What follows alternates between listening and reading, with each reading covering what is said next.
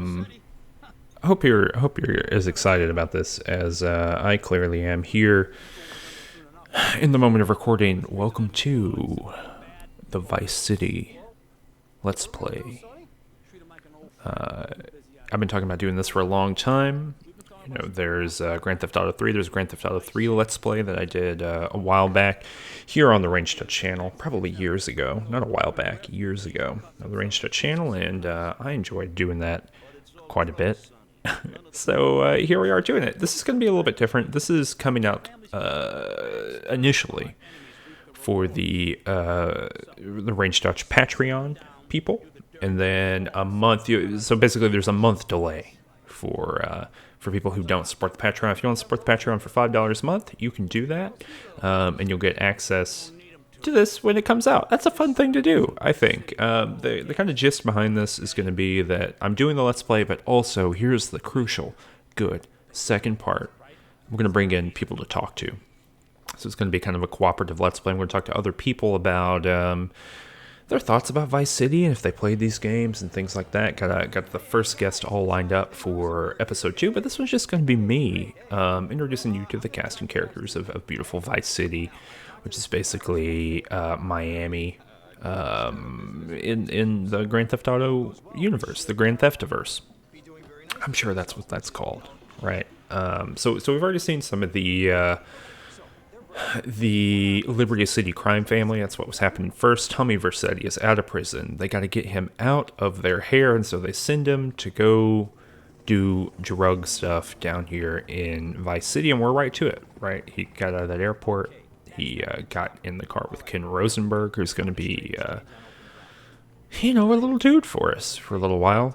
He got right into the car with Ken Rosenberg, and he's got his goons here. They're all wearing shirts, and they're going to make a trade, which is exciting. This is actually post-commentary. Historically, in my Let's Plays, I don't do post-commentary. I do it at the time, but we're going to try something new. It allows me to do some editing. It allows me to do some silly stuff that, I like to do. But they're buying cocaine. There's used 10s and 20s. This is a very Michael Mann kind of moment. They're doing it. Oh, gosh. Here's the ultimate Michael Mann kind of moment. Just people getting shot and gunned down. Helicopters getting away. Well, it's not getting away. It's going away. Ooh, there's some weird graphic effects going on. I will say, I'm playing this on the PC with a widescreen graphics mod, and I think that's it.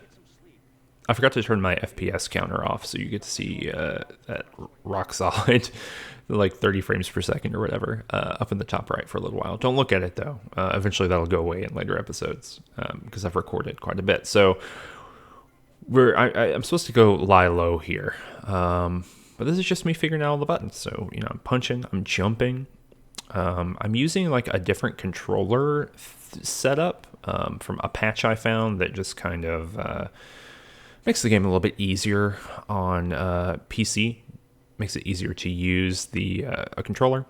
So I'm just trying to figure that out. There's a lot of diagonal jumping. There's a lot of punching, things like that. I love the UI for this game, and of course we'll talk about the music at some point. I think here's the thing. I mean, it's going to be deep in the mix because I want you to be able to hear me and my guests. But I think generally, I'm going to leave the music in and just have YouTube get mad about it and run ads against it, because I think that's cool. But yeah, so here we're just going. I love the lights of Vice City. It's such a different vibe, such a different kind of aesthetic space than Grand Theft Auto 3, obviously. And there's a little bit of that. I don't know. There's like a cultural imagination that the 80s were just like all neon and all cool guys doing cool crimes. And I guess that was true. Like, I really don't know. I'm not an expert on the 80s, but I think Vice City did such a powerful job when it came out of solidifying that, of being like, yes, it looks like Michael Mann movies. the 80s looks like Eddie Murphy should be here in like a weird jacket. That's a weird color all the time. Yes, it looks like the way the music videos showed it to us. And so I think all of that coming together in Vice City really works. So now we got to make a little bit of a phone call here to good old Sonny. If you remember Grand Theft Auto 3, he shows up here, and this is just classic guys being dudes. You know, I've got the ghost of our favorite guys being dudes director here, because this is real cinema, y'all. Right? This is, you know, the stakes. There's like a guy and he's doing stuff, and there's another guy and he's pissed off about the guy who's doing stuff. And they're just gonna yell it out, okay? They're just gonna like holler it out, and scream, and hoot and holler, until Tommy Vercetti, right here, our protagonist, realizes he's gotta get that money. He's gotta get that money, y'all. It's the most important thing. It's about honor. Personal assurance. So yes, this is the plot of the game. Tommy Vercetti goes down. He's gonna do this coke deal. He's gonna do all this stuff. He comes, or you know, he fails due to an ambush, and now he's got to get to the bottom of it. Who created the ambush? Who has the cocaine? Who's got his money? Things like that. Oh, look at that. That's actually Grand Theft Auto. It's Cliff from Grand Theft Auto 3 on that poster in the background. I'd never seen that before. A little bit of my own background with this game is I played this a whole lot. I played Grand Theft Auto 3 and this game a whole lot when they came out. Like it really kind of like warped my whole life. I discovered a whole lot of music when this game came out that I just didn't know anything about. You know, so I was way into the soundtrack. I was way into like the vibe. I started watching a lot of the movies that this was based on. Or, you know, this was in conversation with a lot of those kind of Michael Mann kind of things. Just like crime movies from the 80s in particular that were a little bit out of the Scorsese zone, right? Less New York and more just crime. So I guess like Casino counts for that, but it's a little bit later. Anyway, all to say. So it just had a big impact on me, and I thought it was a really special... I still think it's a really special, interesting game. So this Let's Play is just going to be about kind of like, you know, playing through the missions. This is a much bigger game than Grand Theft Auto 3, so this will probably take a while to all the way come out. Like I said, it's coming out monthly. That could be a couple episodes a month. That could be one episode a month. I don't really know yet. I don't know. You'll find out. Don't stress on it. It'll come out, and you'll have a good time watching it. And you know what? If you want to, you can just watch it all when it's done in like 2 years.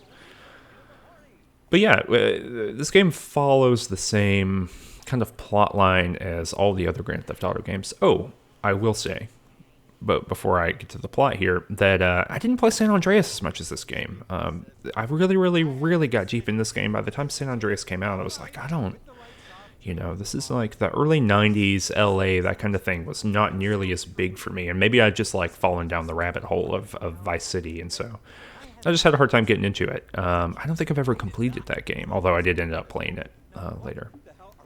But anyway, so we're starting, you know, from the bottom. We're not doing missions with 8-Ball here, but it's pretty close. We're like with this kind of scummy lawyer, lawyer for the mob in Miami. He's got this like pseudo Edwardian, some art people correct me on that, but like a pseudo Edwardian kind of office going on here, and he's spilling it, right? So there, you know, he's as hooked in as he could possibly be into the Miami underground scene, and that's or the Vice City's underground scene, and that's gonna get us into that underground scene. And it's going to introduce us to the players pretty quickly. What I think's interesting about this game is that it's talking about it's not the 70s anymore. This is a more refined time of the 1980s. So we gotta buy a suit. We gotta go to Raphael's. But anyway, all to say, what I think is interesting about this is that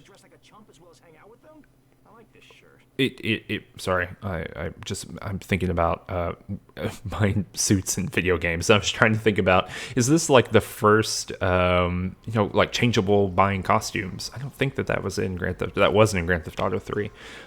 So they've really done that. There's all kinds of other stuff in this game too, like real estate that really expands on what Grand Theft Auto 3 was doing. Anyway, all to say, we're headed to a mission.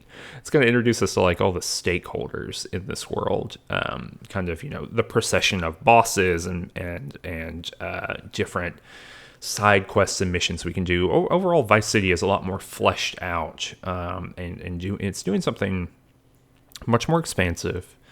And I think, honestly, I don't think the Grand Theft Auto games, even up through Grand Theft Auto 5, I don't think they're doing anything that much more than what Vice City does. They just do it better. But I think that there's a big leap between Grand Theft Auto 3 and this. And obviously there's a big leap between My Motorcycle and the Ground here. But there's a big leap between the 2D Grand Theft Autos and Grand Theft Auto 3. And there's a big leap between Grand Theft Auto 3 and this game. But I don't think it's just more and bigger for San Andreas. And Grand Theft Auto 4, which I really, really like, again, more and bigger. And then Grand Theft Auto 5 is just kind of more and bigger too. So I don't think that, I wouldn't say that there are like big changes in the skeletal structure of these games after this game. Honestly, I mean, it kind of sets the standard.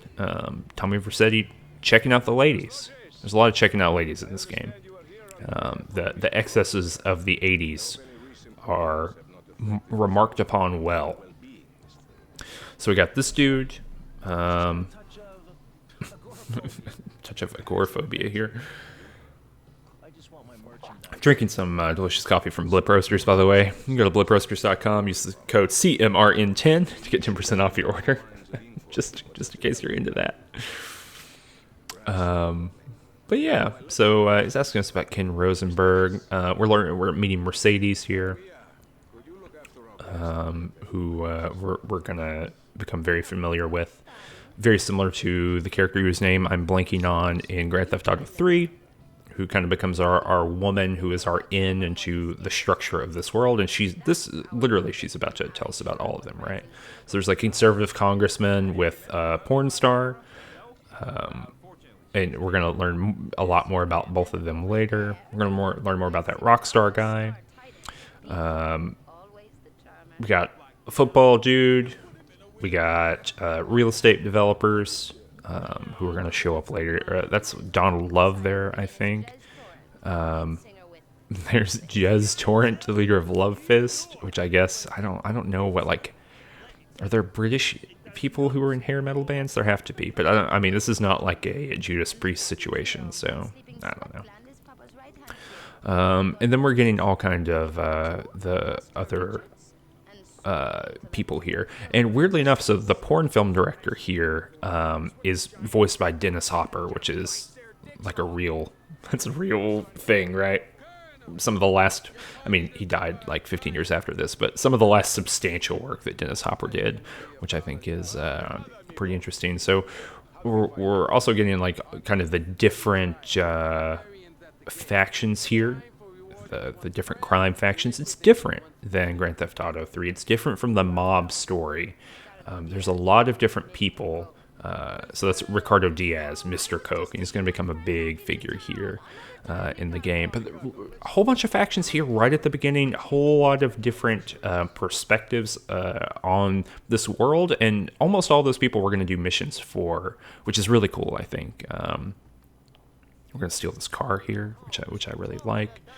The Infernus, there's a lot better, or a lot cooler, maybe not better, but a lot cooler sports cars in this game, because the 80s were all about cool sports cars, of course, we know that. And in addition to that, this is just as important, there are more sports cars in Vice City, because it's more of a sports car place.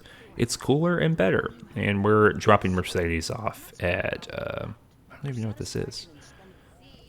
That right there, that little symbol means we can buy this later when we have enough money. That's going to be cool, but that requires a whole lot of money. But again, we got to come up with some money for our good old pals back in Liberty City. We got to make good. So that's part of the thing. And I'm just going to navigate back onto the, what you call it?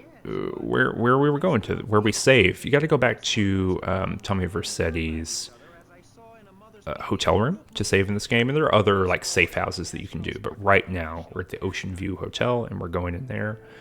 And that's the end of the episode. I'll see you on the next one. We'll have a guest. Goodbye.